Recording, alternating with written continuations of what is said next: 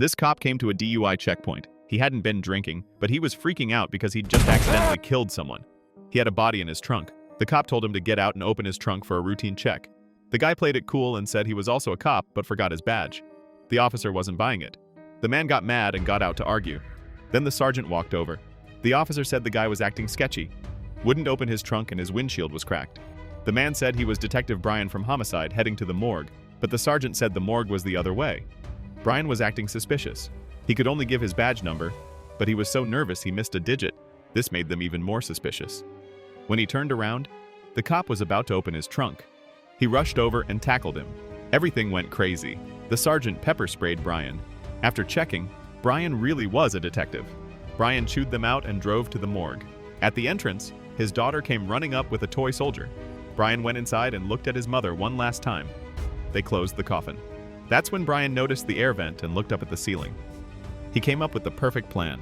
He went outside, pried open the vent, opened his trunk, and tied a rope to the body. He tied the other end to his daughter's remote control toy, then shoved the body into the air duct. He grabbed some balloons and went back inside.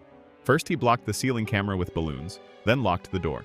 He moved a cabinet under the vent, unscrewed the bolts, and took off the vent cover. A toy soldier showed up. He pulled out the remote and made it come toward him, but the noise got the staff's attention outside. Luckily, it went quiet. He jumped down and untied his shoelaces. He used them to grab the gold nails on the coffin and pulled them out.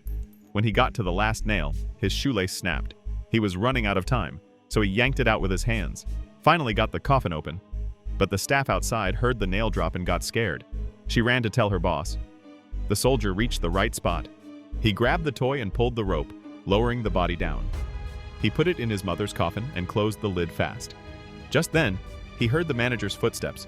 He used his slipper to hammer the nails back in, put the vent back, moved the cabinet, unlocked the door, and sat there praying like nothing happened.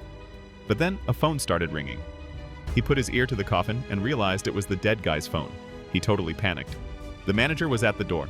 Luckily, right as the door opened, the ringing stopped.